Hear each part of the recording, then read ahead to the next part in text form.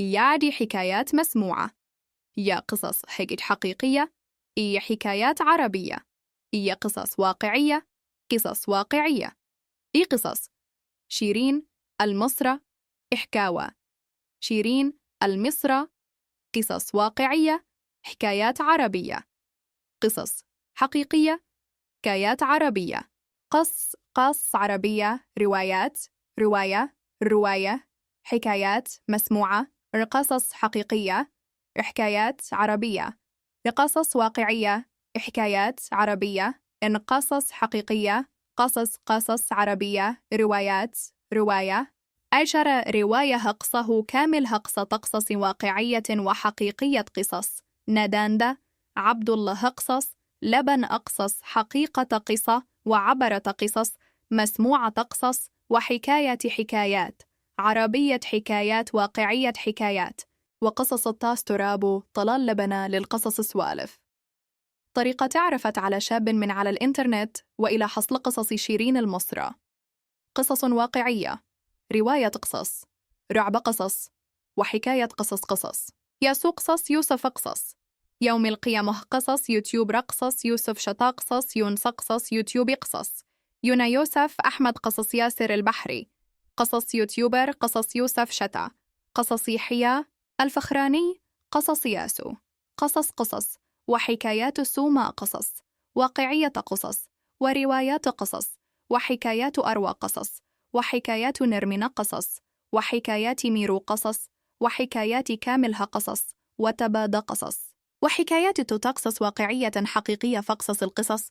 لعلهم يتفكرون قصص الأطفال قصص، هايدي قصص حب قصص عربي قصص، هايدي الجديدة قصص، هايدي الجديدة هو كامل قصص. هلاوس الرعب قصص هادفه ومفيده للأطفال قصص، هادفة للأطفال قصص، هاكر قصص، هروب من السجن قصص، وحكايات نرمين قصص، وحكايات سوما حكايات، عمرنا معرنا حكايات، حقيقيها قصص ياسمين حكايات، ياقوت قصص، وحكايات ميرو قصة، وحكاية حكايات مايا حكايات، ملك حكايات مع إرويان دلسية حكايات، وتسالي قصتي حكايات، جوري حكايات، وقص روايات إيمان قصص، وحكايات قصص، وحكايات أروى حكايات، وبنشوفها حكايات من الناس يوميات، وأقعيها حكايات عربية حكايات، هايدا روايات، هايدا قصص، هايدا حكايات، هنقصص نرمين قصص وحكايات إيمان لقصة، وما فيها حكايات قمر حكايات، أي حكم وحكايات روايات كاملة رواية قصة،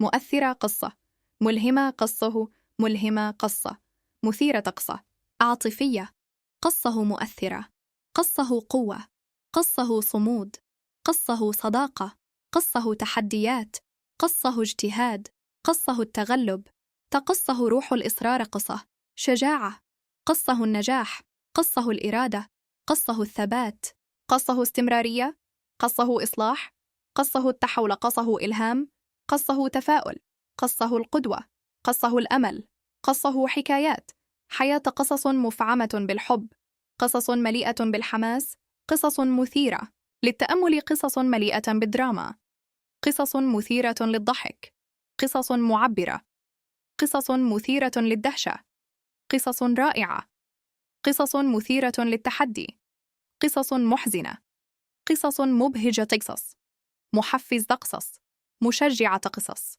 مفعمة بالرومانسية، قصص محملة بالحكمة، قصص ملهمة للشباب، قصص مثيرة للفضول، قصص تعليمية، قصص مثيرة للاستكشاف، قصص ملهمة للنجاح، قصص رعب، قصص رعب أنيميشن، قصص عربي، قصص هايدي الجديدة، قصص هايدي الجديدة كاملة، قصص هلاوس الرعب، قصص هادفه ومفيده للأطفال، قصص هادفة للأطفال، قصص هكر، قصص هروب من السجن، حكايات عمرنا معرنا حكايات، حقيقيها قصص، ياسمين حكايات، ياقوت قصة وحكاية، حكايات مايا، حكايات ملك، حكايات مع أرويان دلسية، حكايات وتسالي قصتي، حكايات جوري، روايات إيمان، حكايات وبنشوفها حكايات من الناس يوميات واقعية، حكايات هايدا، روايات هايدا،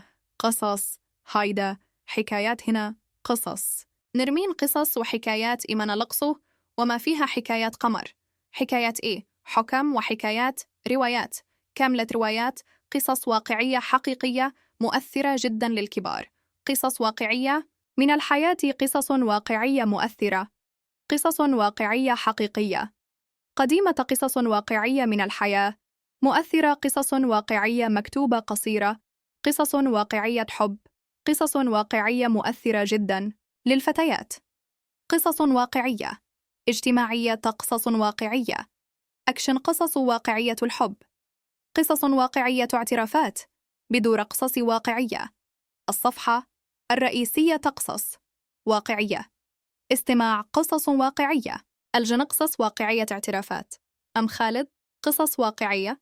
أبو طلال الحمراني، قصص واقعية اعترافات زوجية شخصية، قصص واقعية باللهجة المصرية، قصص واقعية كوميدية، قصص واقعية كاملة، قصص واقعية دي ناعمة.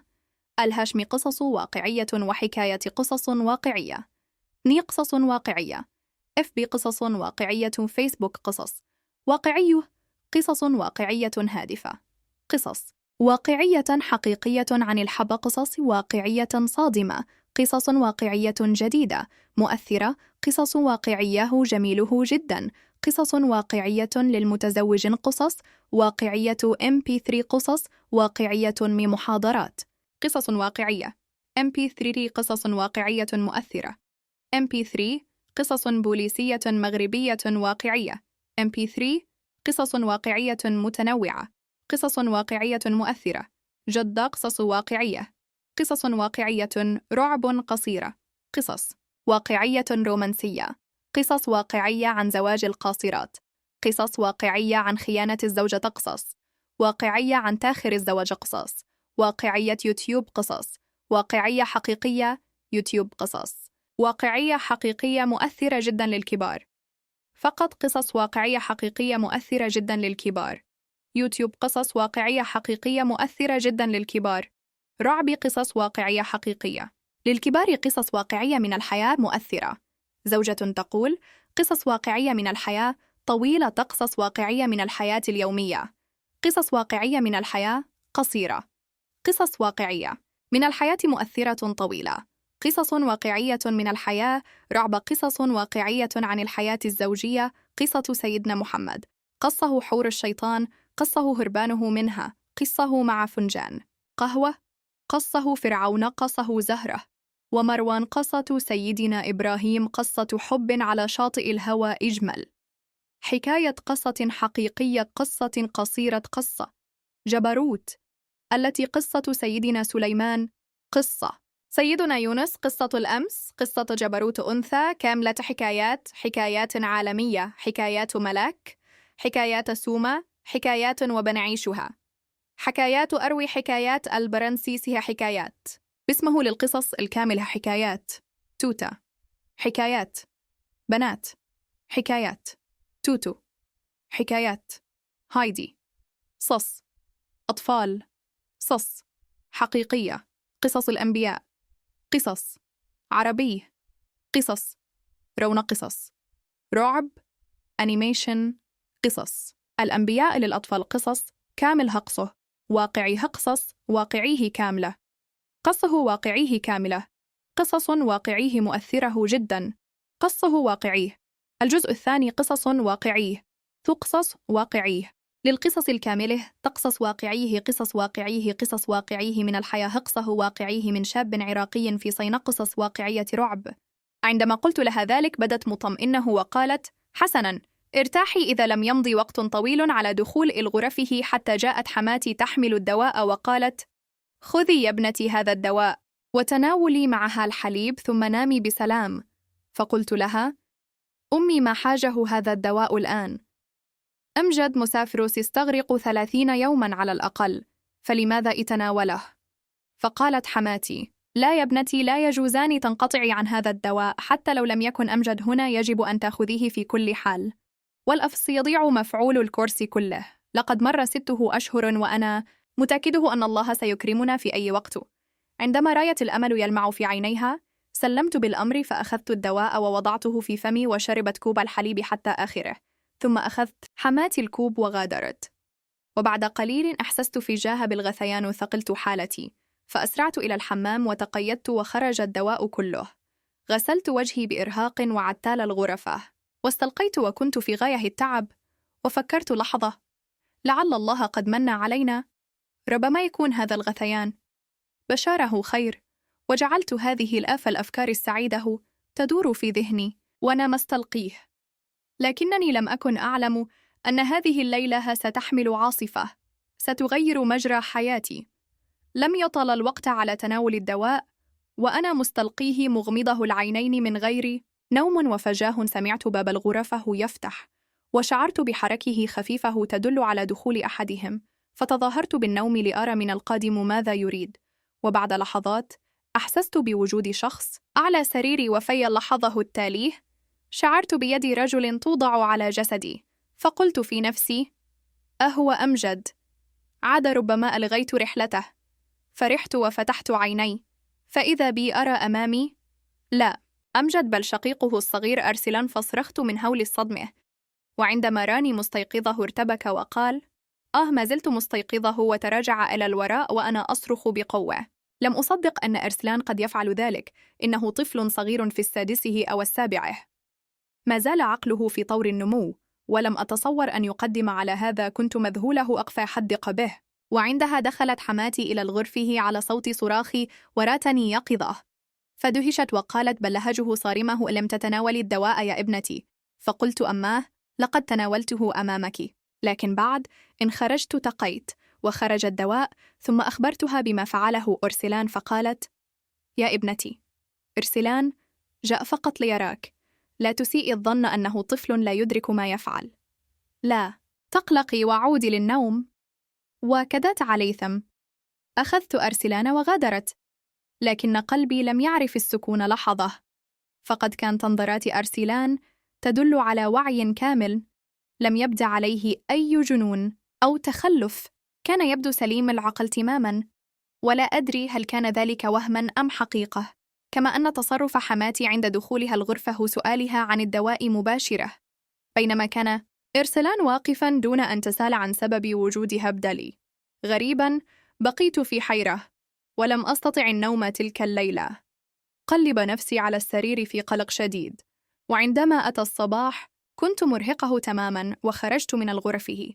فريت حماتي تتصرف، كان شيئاً لم يحدث، وتحدثني كالمعتاد، وكان ليله الأمس لم تكن بقيت صامته طوال النهار.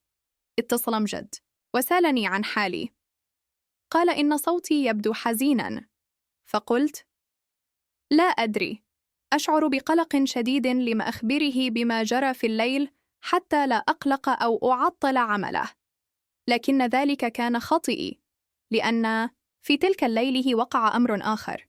هزكياني. أعطتني حماتي الدواء، ثم غادرت الغرفة مسرعه بحجه. أنا أرسلان مريض وتريد الإطمئنان عليه، ولم تجلس لتتأكد أنني ابتلعته كما تفعل دائما. لم ارغب أبدا في تناول الدواء تلك المرة، فتركته على طاوله مع كوب الحليب غلبني النعاس ونمت. لكن في منتصف الليل استيقظت مذعوره وخرجت من الغرفة متجهه إلى المطبخ. شعرت بالعطش وأنا أمر بجانب غرفه. حماتي، سمعت همسات ثم سمعت اسمي، فتوقفت فجاه كانت حماتي تقول: لقد أحكمت قبضتي علاما، وهي الآن تطيع كل ما أقوله، ومنذ اليوم الأول ألقيت شباكي عليها، وهي الآن تتناول الدواء بانتظام، وأنا واثقه تماما بأنها أصبحت عاقرا ولن تصبح أما أبدا، ولن أرى وجه ابن أمجد أبدا. كان في نبرتها كره ونفور وشعور جعل كيانيك له يهتز. لم أتصور أن وراء محبتها وجها قبيحا إلى هذا الحد، وأن وراء حلاوها كلماتها غرضا خبيثا. ثم سمعت صوت أرسلان يقول: أمه، هذا حسن، ولكن إلى متى سأواصل هذا التمثيل بالجن؟ أنت تعرفين أنني سئمت من كل هذا، أرجوك إن تنهي هذه المسرحية قريبا. سمعت صوته المليء بالضجر، فشعرت بالذهول، أي أن شكوكي كانت صحيحة تماما. إرسلاني جاء إلى غرفتي في ذلك اليوم عن قصد، وأراد عمدا أن يسيء إلي ولا أدري أي مؤامرة. كانت تلك الأم وابنها يدبرانها من وراء ظهر أمجد. كنت أدور برسيمنا الصدمة، وكان زلازل اجتاحت روحي. كانوا يتحدثون بأشياء أخرى، لكنني ابتعدت عنك. لا أعرف كيف سحبت نفسي إلى غرفتي ووقعت على السرير.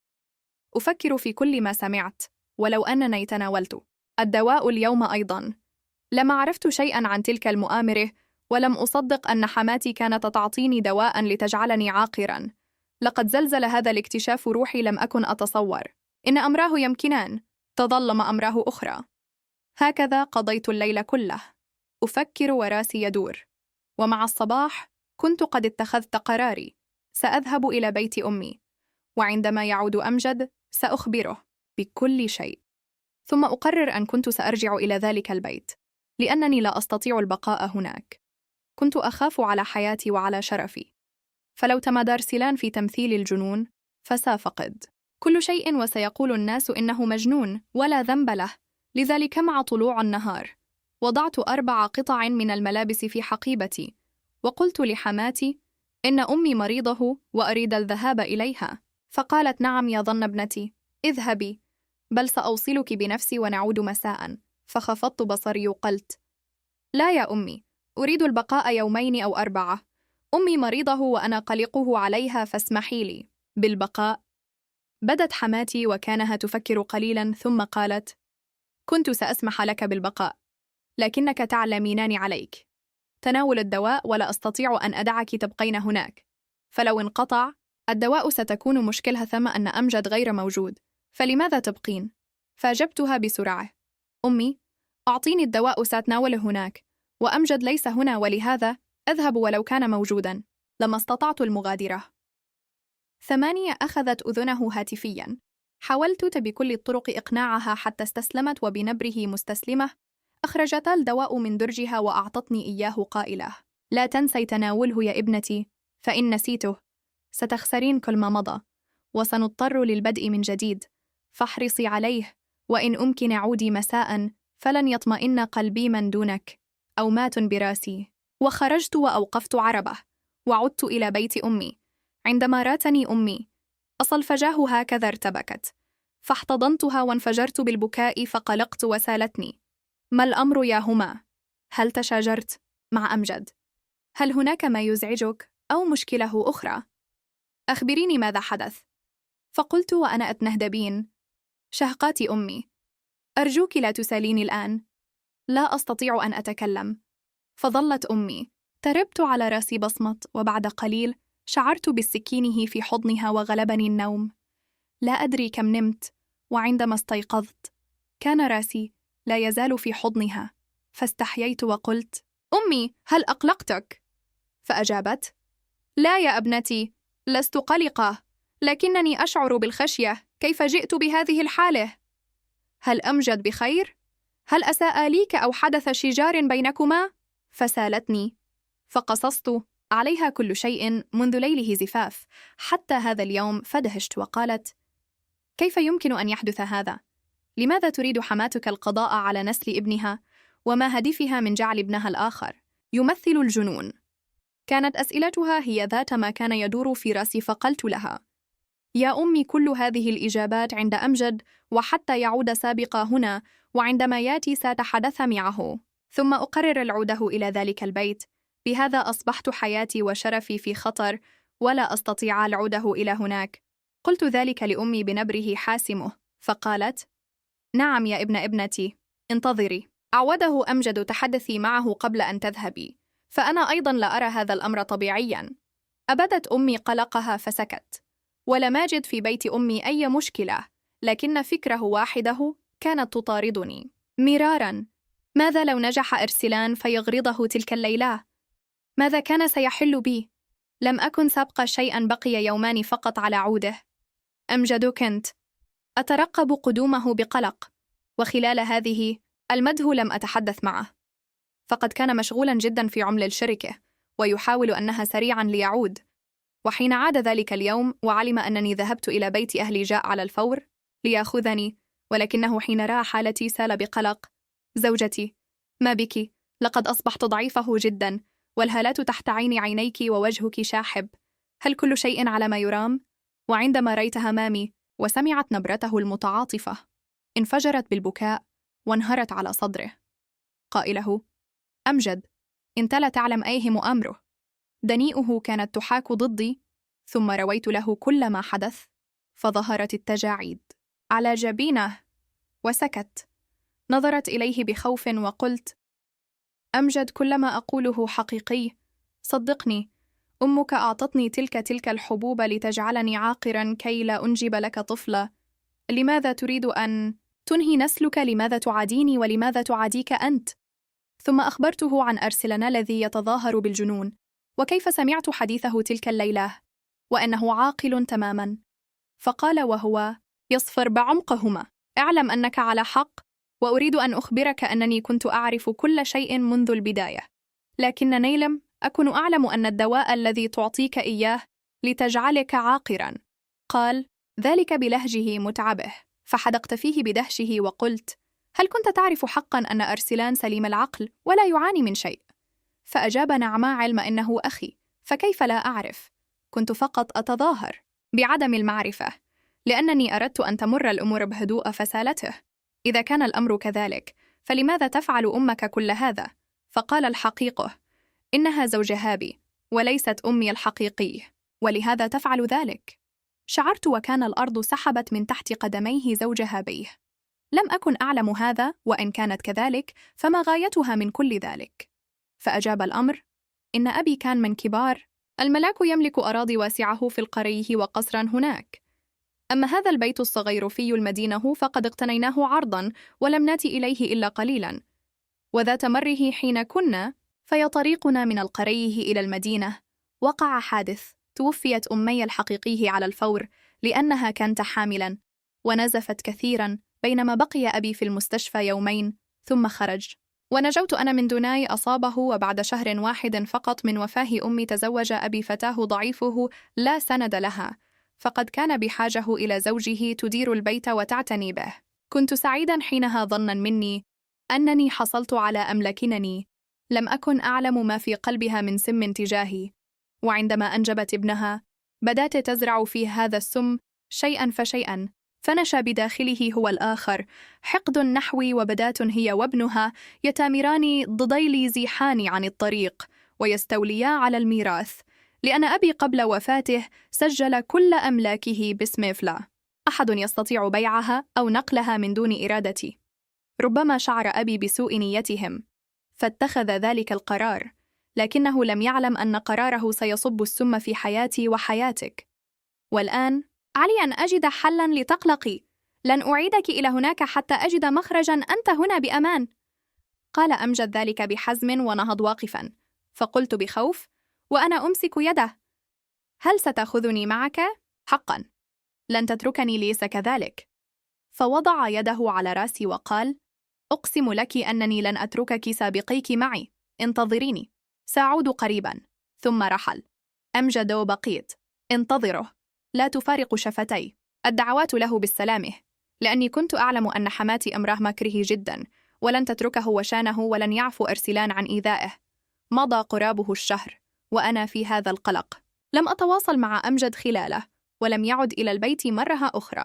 عاد ذات مساء بينما كان وجهه يشرق بابتسامه، وملامحه يغمرها الهدوء، وما إن وقع بصري عليه حتى انفرج قلبي وركضت القيت نفسي في صدره. قائله أمجد: لقد عدت، لقد كنت أنتظرك منذ أيام، هل كل شيء بخير؟ فسارع يجيب مازحا: أو هلم، أكن أعلم أن زوجتي الحبيبه ستكون حزينه إلى هذا الحد بغيابي، لو كنت أعلم. لعد تسرع قالها بنبره مازحه، لكنني لم أستطع أن أبتسم، فسرعان ما تحول وجهه إلى الجديه قال: هما أعلم أنك واجهت صعوبات كثيره بعد زواجنا، لكنني اليوم أنهيت كل تلك المتاعب، لقد منحت أمي وأرسلان نصيبا مناسبا، سجلت لهما قطاعه من الأرض، وأعطيتهم بيتا في المدينة، وانتقلوا الآن إلى هناك. كل الإجراءات القانونية أنجزت، ولن يتدخلوا في حياتنا بعد يوم، كما أنني لن أتدخل في حياتهم. لقد افترقت طرقنا نهائيا، والبيت الذي جئت إليه عروسا أصبح الآن باسمك، واليوم سننتقل إليه لنعيش فيه عيش حياة كوكوما تشاين، وأنا على يقين أن الله سيمنحنا قريبا نعمه الأولاد بصدق نوايانا وخلص قلوبنا.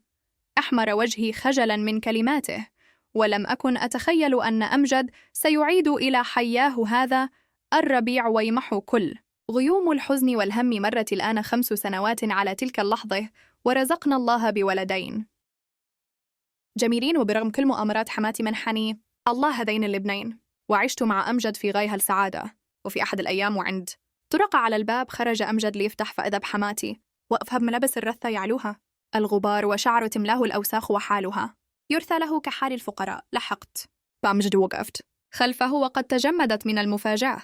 رفعت يديها فجاه متوسلة: سامحاني يا أولادي، لقد أخطأت في حقكما وأذيتكما، بينما أنتما لم تبخلا عليما بالاحترام والمودة، لكن ابني أرسلان هو من أضاع حقي، باع كل شيء وطردني من بيتي.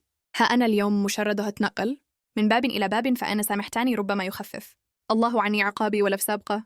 هائمه في الضياع ارتعش قلبي لسماع كلماتها، ونظرت إلي برجاء. جاء فاومت براسي بالموافقة، فادخلها أمجد إلى البيت. لم تكن تتوقع النويها، لكنني لم أستطع أن أتركها تتيه في الطرقات، فأنا أملي ولدين وأعلم إن من يزرع الشر يحصد الندم. ولو عملتها كما عملتني لربما أصابني ما أصابها. ينظر أمجد إلى هذا الموقف بعين المحبة والأعجب دائما.